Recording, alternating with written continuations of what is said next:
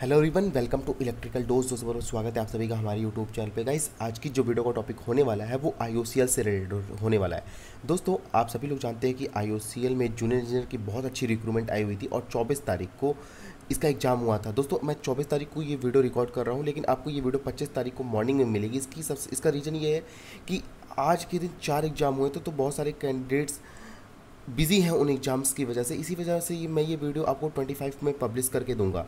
तो यहाँ पर दोस्तों आईओसीएल में जितनी भी रिफाइनरीज़ का एग्ज़ाम हुआ था, सभी रिफाइनरीज़ का जो एग्ज़ाम था वो डिफरेंट था, सबका पेपर पैटर्न भी डिफरेंट था।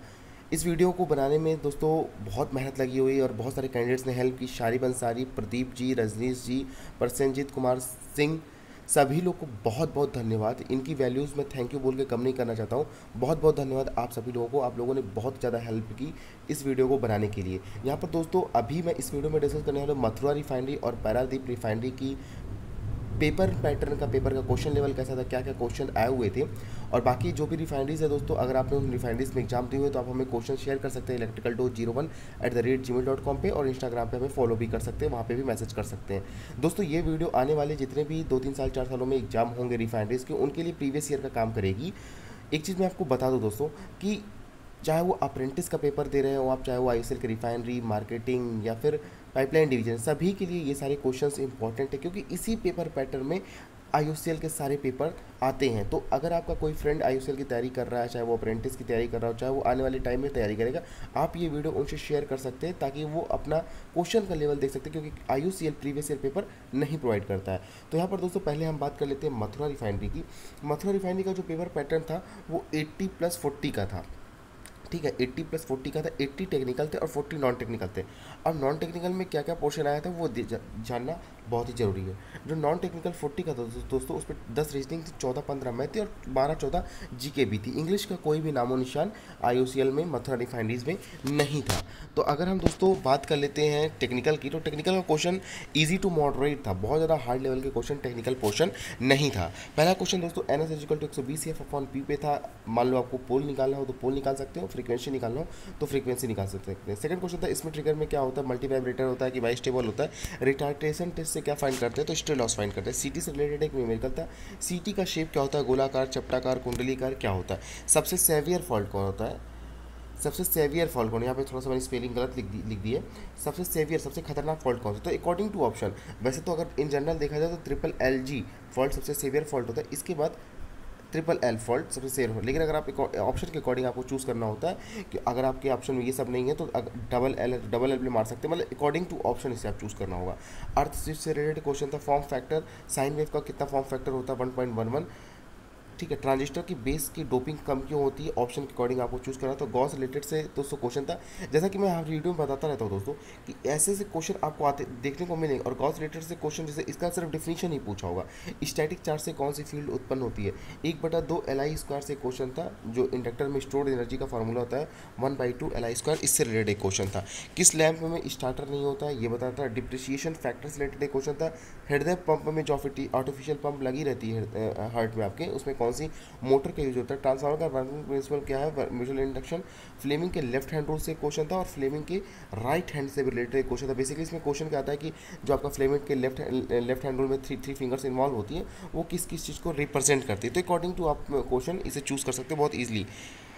नेक्स्ट क्वेश्चन नंबर 19 था दोस्तों कि कॉइल में अगर टर्न इंक्रीज कर देंगे तो इसके इंडक्शन पर क्या इफेक्ट पड़ेगा।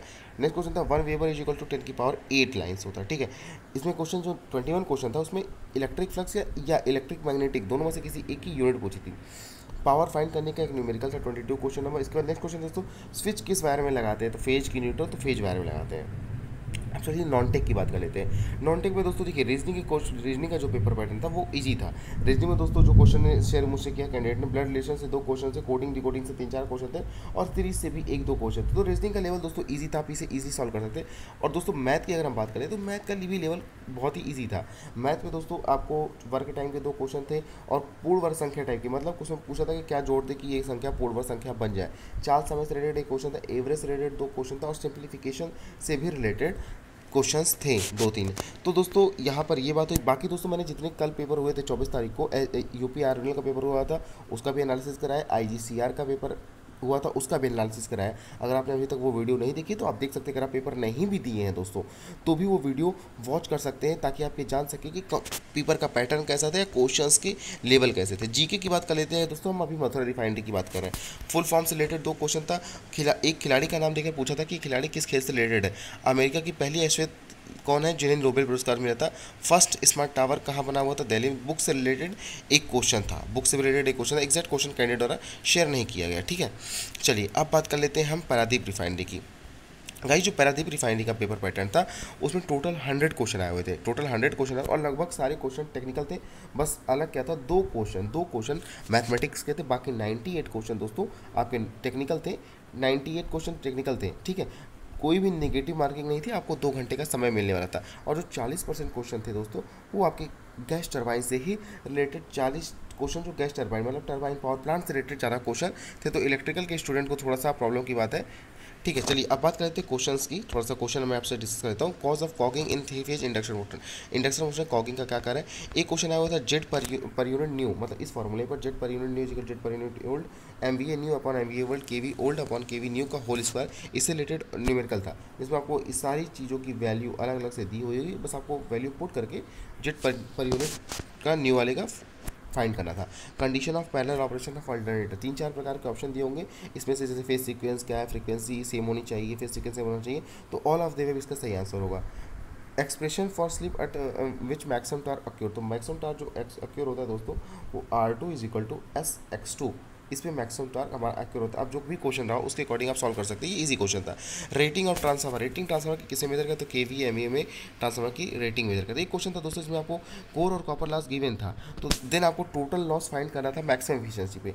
तो इसमें क्या न्यूमेरिकल में था कि आयरन लॉस 3000 वाट है और कॉपर लॉस 4000 वाट है। तो आपको मैक्सिमम इफिशियंसी के टाइम टोटल लॉस फाइंड करना था। तो टोटल लॉस हो जाएगा 3 के मतलब 3000 प्लस 3000 इज इक्वल टू 6000। आपका इसका सही आंसर हो जाएगा। How many layers in S C R में कितनी लेयर होती है, 4 लेयर होती है दोस्तों। आप सभी लोग अगर पढ़े होंगे तो PN करके, मतलब यहाँ पे PN। अब इसकी जो अलग अलग कैरेक्टरिस्टिक होती है, कौन सा ज़्यादा डोप्ड होता है, कौन थिनेस्ट होता है, कौन थिकेस्ट होता है, ये सब चीज़ भी आप जरूर पढ़ लीजिए, क्योंकि एग्जाम में ये सारी चीज़ें भी पूछी जाती है। और कौन से गेट फॉरवर्ड बायस होते हैं, कौन से गेट रिवर्स फॉरवर्ड होते हैं, कितना वोल्टेज बियर करता है, ये सारी चीज़ें SCR से रिलेटेड क्वेश्चन आती है। बाकी इनकी प्रोटेक्शन के भी क्वेश्चन SCR के टाइम टू टाइम आते रहते हैं। Colour of silica gel before after. देखिए बिफोर तो दोस्तों अगर सिलिका जेल का क्वेश्चन देखें तो ब्लू होता है, और इसके बाद आफ्टर मतलब जब नमी ऑब्जर्व करेंगे तो इसका क्वेश्चन पिंक कलर का हो जाएगा। Location of insulator. तो इंसुलेटर की लोकेशन क्या होता है, बेसिकली दोस्तों इंसुलेटर की जो लोकेशन होती है वो टावर और कंडक्टर के बीच होती है। Relay used for large power alternator protection. Large power alternator protection के लिए कौन से रिले का यूज़ होता है। Effect of decreasing speed of induction motor on slip. Speed जब डिक्रीज होती है इंडक्शन मोटर की, स्लिप में क्या इफेक्ट होता है, तो स्लिप हमारी इंक्रीज होती है। Effect of increasing excitation on alternator. Excitation increase करने पर अल्टरनेटर पर क्या इफेक्ट पड़ता है, अकॉर्डिंग टू ऑप्शन आप इसे चूज कर लेंगे। यहाँ पर दोस्तों एक क्वेश्चन था न्यूमेरिकल, 13 क्वेश्चन आप देख लीजिएगा। 14 क्वेश्चन था रेंज एक्सटेंशन से रिलेटेड। रेंज एक्सटेंशन से रिलेटेड क्वेश्चन हर एग्जाम में आता है दोस्तों। बेसिकली ये मेजरमेंट का क्वेश्चन है, जिसमें आपको अमीटर में अगर आपको रेंज एक्सटेंशन करना है तो RSH मतलब संट रजिस्टेंस लगा के RSH equal to RM upon M-1 M where M is equal to I upon IM। ठीक है, ये सारे क्वेश्चन आप जानते होंगे। चाहे इसी तरह वोल्ट मीटर का भी आता है। Fuse material is made of तो फ्यूज मटेरियल किससे बना होता है, ऑप्शन के अकॉर्डिंग आप चूज करेंगे। 25 हर्ट्ज फ्रीक्वेंसी पर हिस्टेरिसिस लॉस और ED करंट लॉस दिया हुआ है। अगर आप इसके बाद फ्रीक्वेंसी को डबल कर देंगे then you have to find the total loss. Synchronous motor में टोटल लीडिंग पावर फैक्टर में क्या होता है, तो EB is greater than V। Journal bearing are use to and thrust bearing are use to. इसको according to option आप click करेंगे। एक क्वेश्चन था दोस्तों 20 क्वेश्चन जो नंबर है 2000 वाट प्राइमरी में पावर जो 200 वाट प्राइमरी में दिया गया, तो आइडियल कंडीशन में सेकेंडरी में पावर क्या होगा, तो पावर कांस्टेंट होती है ट्रांसफार्मर में, तो 200 वाट ही सेकेंडरी में रहेगा। गैस टरबाइन में एक फ्यूल ऑफ गैस टरबाइन ये पूछा था।